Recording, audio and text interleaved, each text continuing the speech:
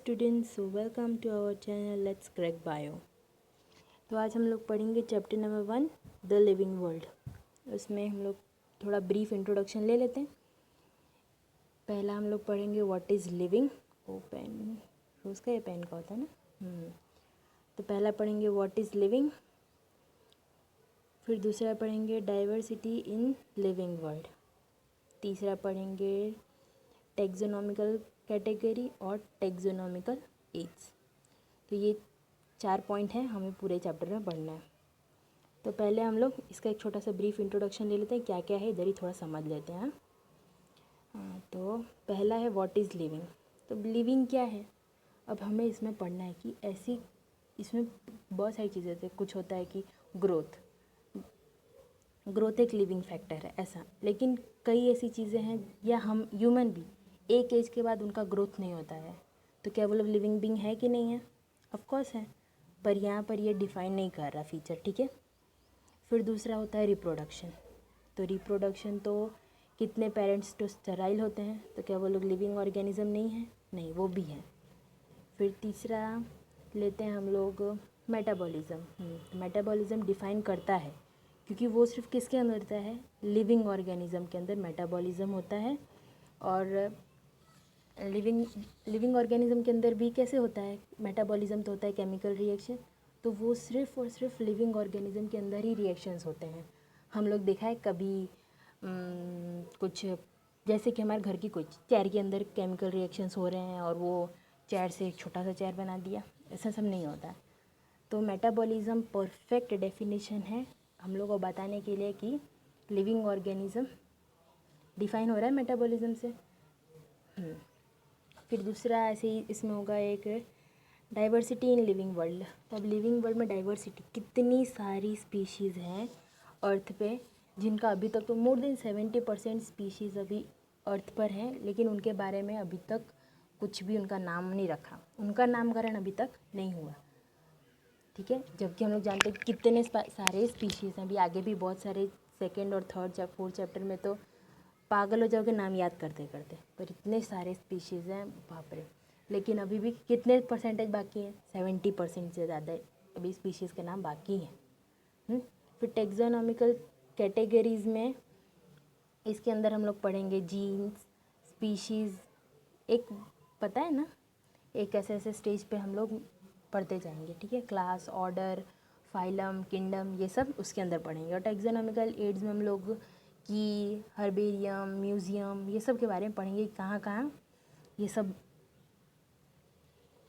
हमारे टेक्सोनॉमी का, क्योंकि बचाना भी तो पड़ता है ना। कितनी सारी स्पीशीज़ एंडेंजर्ड हो रही है, तो उनको बचाने के लिए कोई अलग जगह, कितनी सारी स्पीशीज़ अभी उनका नाम उम रखने का है, सब ढूंढना है, उनके बारे में पता करना है, सब साइंटिस्ट इसी से करते हैं, ठीक है। तो हमारा पार्ट फर्स्ट चालू करते हैं, व्हाट इज़ लिविंग, ठीक है। तो part first, what is living. अब लिविंग चीज़ें क्या हैं, चलिए। When we try to define living, we conventionally looked for distinct characters exhibited by living organism: growth, reproduction, availability of sense environment, and mount a suitable response come to our mind immediately as unique feature of living organism. अब हम तो बताने के लिए बोलते हैं कि हाँ लिविंग ऑर्गेनिज्म क्या होते हैं, जो ग्रोथ हो, जिनके में रिप्रोडक्शन वो लोग कर सकें, उनके पास ऐसी अवेलेबिलिटी हो कि वो लोग बाहर की एनवायरनमेंट से उसको सेंस कर सकें। अब CO2 O2 जो हम लोग चेंजेस होता है, ये भी एक सेंस कर रहे हैं ना हम लोग एनवायरनमेंट से। फिर ऐसे सब भी बहुत सारी यूनिक फीचर है जिससे पता चलता है कि लिविंग ऑर्गेनिजम्स क्या है। तो वही इसमें पढ़ना है कि रियल में क्या डिफाइन करता है कि लिविंग ऑर्गेनिज्म क्या है, ठीक है।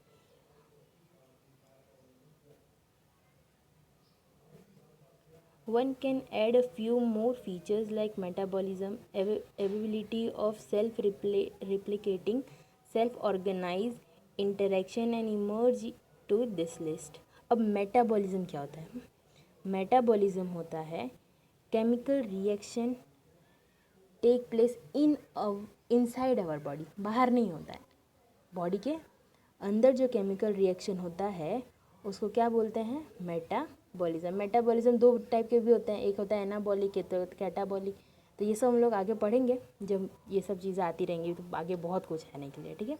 सेल्फ रिप्लिकेटिंग, मतलब जो सेल्फ रेप्लिकेट कर सके, मतलब खुद के ही अंदर टुकड़े होकर दूसरा बन जाना। हम लोग ऐसा असेक्सुअल रिप्रोडक्शन में ऐसा देखते हैं, ठीक है। ऐसे और भी बहुत सारी लिस्ट है, वो सब हम लोग अब एक एक करके सब पढ़ेंगे, ठीक है। Let us try understand each of this, एक एक हम लोग ध्यान से पढ़ेंगे। पहला है ग्रोथ। क्या सारे लिविंग ऑर्गेनिज्म ग्रो करते हैं? हाँ करते हैं भाई। तो ग्रो क्या होता है? हम लोग सबसे पहले एक छोटे से जाइगोट रहते हैं, गैमेट जब फ्यूजन होता है तो जाइगोट ही रहते हैं। फिर हमारे अंदर इंक्रीज़ होता जाता है, सेल का इंक्रीमेंट होता है कि नहीं होता? पहले छोटे होते हैं, फिर थोड़े और ऐसे धीमे धीमे बड़े होते हैं। तो इंक्रीज़ इन मास हो रहा है, increase in number of cell, individual at twin character of growth. हाँ, जब मास का इंक्रीज़ होता है, हमारे सेल्स का ही इंक्रीज़ हो रहा है हमारे बॉडी में, तभी तो हम लोग उसको ग्रोथ कहते हैं। तो हम पहले छोटे से एक जाइगोट रहते हैं, फिर एम्ब्रियो में कन्वर्ट होते हैं, फिर फीटस, फिर एम्ब्रियो में कन्वर्ट होते हैं। हाँ, फिर उसके बाद से हम लोग अडल्ट होते हैं। अडल्ट होने के बाद ओल्ड एज आती है, एंड देन डेथ। ये पूरा एक ग्रोथ का वो था, ठीक है। In plant this growth by cell division occur continuously throughout this life span. Yes, what is life span? This is important question. चलो इस पर देखते हैं लाइफ स्पेन क्या होता है। तो लाइफ स्पेन होता है द पीरियड, हम लोग जब से सबसे पहले ग्रोथ, ठीक है ग्रोथ चलो, और हाँ, जब एक छोटा सा बेबी हम लोग माने, ठीक है, हाँ, बेबी से हम लोग होते हैं अडल्ट, अडल्ट से हम लोग होते हैं ओल्ड होते हैं, और फिर डेथ हो जाती है। तो ये पूरे लाइफ पीरियड को हम लोग क्या बोलते हैं? लाइफ स्पेन बोलते हैं, ठीक है। चलो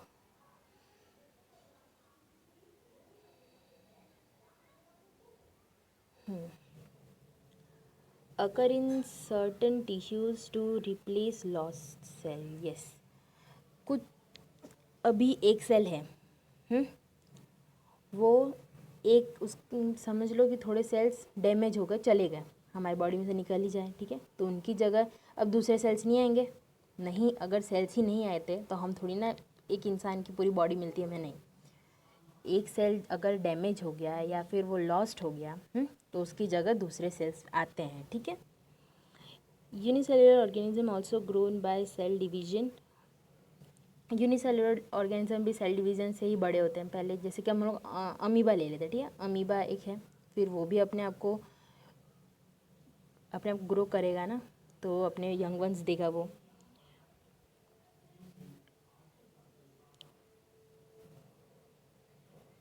चलो, तो अब हम लोग जानते हैं कि कई पेरेंट्स के बेबीज़ नहीं होते तो वो लोग इन विट्रो कराते हैं।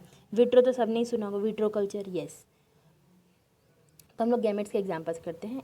एक मेल गैमेट और एक फीमेल गैमेट, दोनों का फ्यूजन हुआ, जाइगोट प्रोडक्शन हुआ। उन लोग को वो टेस्ट ट्यूब के अंदर ही ऐसी क्लाइमेट दें जिससे वो जो हमारा ये जाइगोट है वो कम्प्लीटली ग्रो करे, और उसको हम लोग एक माइक्रोस्कोप में ऑब्जर्व करें। तो इससे क्या दिखता है कि वहाँ पर भी ग्रोथ हुआ, लेकिन कैसा ग्रोथ हुआ? नॉन लिविंग तरीके से, क्योंकि टेस्ट ट्यूब तो नॉन लिविंग थी। Mutually exclusive events, one must remember the mass consider as growth, non living object week lake emerge. हाँ, मैं वही बता रही थी कि टेस्ट ट्यूब तो नॉन लिविंग था, लेकिन उसके अंदर जो लाइफ ग्रो हो रही थी वो तो लिविंग थी ना। तो वो जो अंदर रिएक्शन हो रहे थे वो लिविंग थे, ठीक है। जैसे कि वो छोटा सा सेल से 2 हुए, 4 हुए, 6 हुआ, 8 हुआ, ऐसे ही फिर वो ब्लास्ट्यूला फॉर्म हुआ, ये सब सारे आगे स्टेजेस बढ़ते गए, ठीक है। Take place and mass for growth mountain.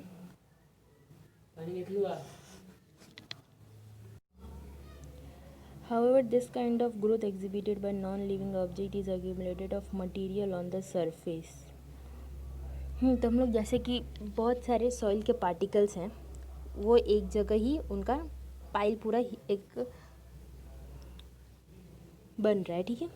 और उसके ही ये सॉइल्स हमारे थोड़े अच्छे बन जाए, हाँ ये सॉइल्स हैं, इनका एक हिप तैयार हुआ, ठीक है। तो वो सॉइल फिर क्या कन्वर्ट, किस में कन्वर्ट हो जाएंगे, रॉक में कन्वर्ट हो जाएंगे। अगर सॉइल कोई आप लोग देखे हो कि उसको एक जगह पे रखा है, ठीक है, तो वो सॉइल एक जगह जमा होकर क्या बन जाएगा, रॉक, ठीक है। फिर वही रॉक्स के ही बहुत सारे ऐसे ही रॉक के हिप बन के वो क्या फॉर्म कर देंगे, माउंटेन। तो यहाँ पर भी तो इंक्रीज ऑफ मास हो रहा है, तो क्या ये लिविंग ऑर्गेनिज्म की फीचर है, नहीं। तो इसलिए ग्रोथ और रिप्रोडक्शन ये दोनों ही मतलब ग्रोथ ही नहीं अभी यहाँ पर हमें नहीं बता रहा कि वो डिफाइनिंग फीचर है लिविंग ऑर्गेनिज्म का। तो ठीक है, इससे ये एकदम एग्जैक्ट पता चल गया कि ग्रोथ एक लिविंग ऑर्गेनिज्म की। तो यहाँ से हमें क्रिस्टल क्लियर पता चल गया कि ग्रोथ है वो फीचर नहीं है लिविंग ऑर्गेनिज्म को डिफाइन करने के लिए, ठीक है। Characteristics of living organism, dead organism do not grow. जो मर जाता है वो थोड़ी ना बड़े ग्रो करेंगे। चलो, इसी चैप्टर के रिगार्डिंग मैंने पीडीएफ डिस्क्रिप्शन में डाली होगी, वो बहुत ज़्यादा इजी है, इतनी सारी कॉम्प्लिकेटेड लैंग्वेज में नहीं है, बहुत ज़्यादा सिंपल किया है, उसको एक बार ज़रूर देख लेना। हाँ, ईजीली है। चलो, तो ये लिविंग ऑर्गेनिज्म सबको पता ही है कि चलो हम humans, plants, even cat, dog, animals, वो भी लिविंग ही ऑर्गेनिज्म है। यहाँ पर बताया कि ये देखो सॉइल का पहले सीड जर्मिनेट हुई, बड़ी हो गई सीड, तो यहाँ पर इसने ग्रोथ दिखा, लेकिन ग्रोथ हम लोग ने क्यों बोला कि वो हमारा डिफाइनिंग फीचर नहीं है, क्योंकि ऐसा तो नॉन लिविंग चीज़ भी ग्रो करती है ना, ठीक है।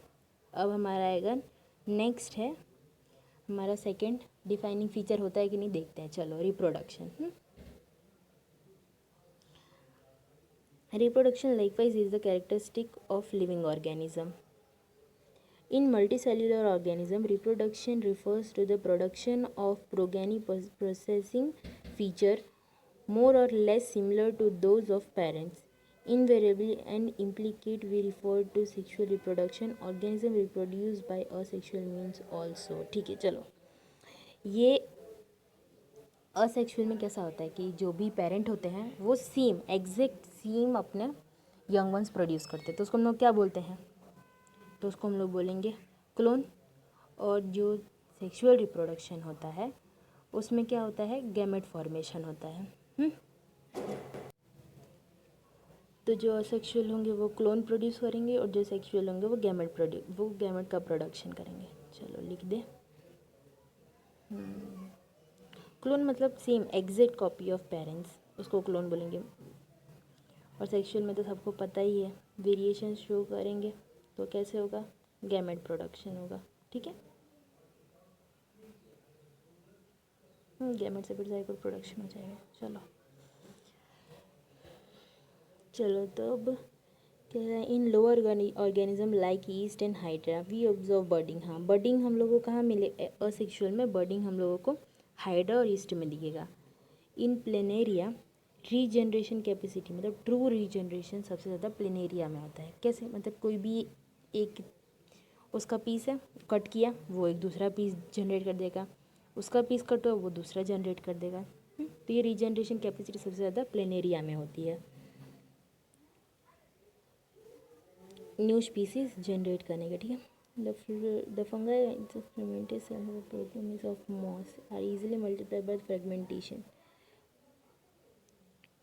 Organisms like bacteria, unicellular algae or amoeba reproduce is simultaneous with growth, that is increase in number of cell। हाँ, तो algae, फंगाई ये सब कैसे करते हैं, ग्रो, अपने ही अंदर से वो लोग ज़्यादा मास का इंक्रीमेंट करते हैं, मतलब इंक्रीज ऑफ मास होता है उनके अंदर और फिर ग्रो होती है, ठीक है।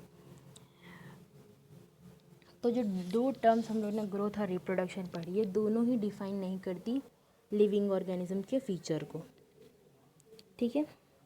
क्योंकि ग्रोथ में हम लोग देख सकते हैं कि जो बी वर्कर बी होती हैं वो तो स्टेराइल होती हैं, तो क्या वो लोग लिविंग नहीं हैं, ऑफकोर्स वो लोग लिविंग हैं।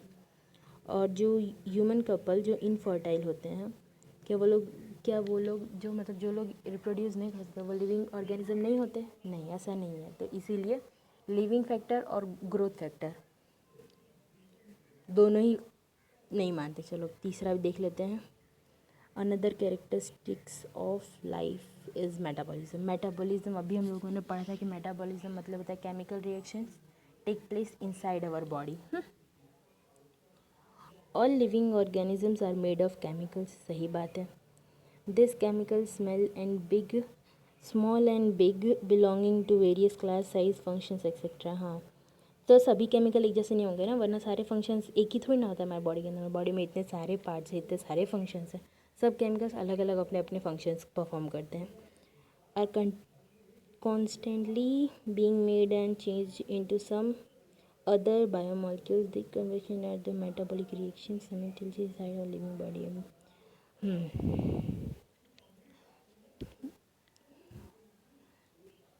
देख लेते हैं यहाँ पर plants, animals, bacteria, fungus, protozoa, उसमें बहुत सारी चीज़ें लिविंग थिंग में आती हैं जो होती हैं बायोटिक। ये भी याद रखना होता है कि लिविंग थिंग मतलब बायोटिक होता है, नॉन लिविंग थिंग यानी अबायोटिक। ठीक है, बहुत इजी, ये तो सब लोग 9th 8th 7th से ही पढ़ते आ रहे हैं, सबको पता होगा। ठीक है, चलो आगे बढ़ते हैं। Unicellular, multicellular, all plants, animals, fungi and microbes exhibit metabolism. The sum total all the chemical reaction occurring in the body is metabolism. Non-living object exhibit metabolism. Metabolic reaction can be demonstrated outside the body's cell system and test tube, neither living, hence while metabolism is defining. Okay, तो यहाँ पर वही बता रही है कि metabolism एक कैसा फैक्टर है, डिफाइनिंग फैक्टर हो सकता है, क्योंकि टेस्ट ट्यूब तो नॉन लिविंग थी, पर उसके अंदर जो रिएक्शन हो रहा था वो तो लिविंग था, तभी तो प्रोडक्शन हुआ ना आगे गैमेट्स में से जाइगोट का प्रोडक्शन। तो इससे हम लोग ये कह सकते हैं, इन विट्रो के केस को हम लोग समझ के सारी चीज़ों को रिलेट करके देख सकते हैं कि जो मेटाबॉलिज्म होता है वो डिफाइनिंग फीचर है। Even cellular organisation of body is defining feature.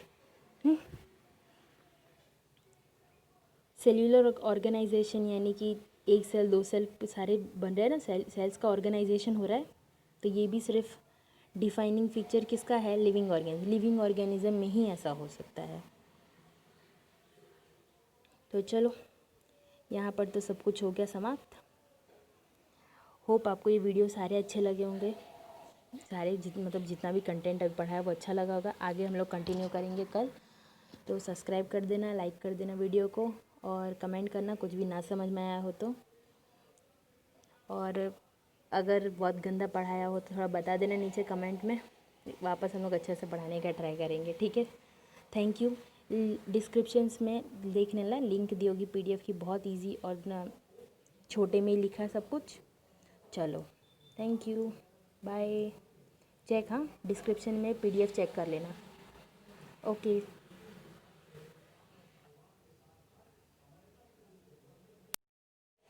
Again very thank you हमारे वीडियो देखने के लिए, एंड बाय। सब्सक्राइब कर देना चैनल को और बेल आइकन भी दबा देना। Bye bye.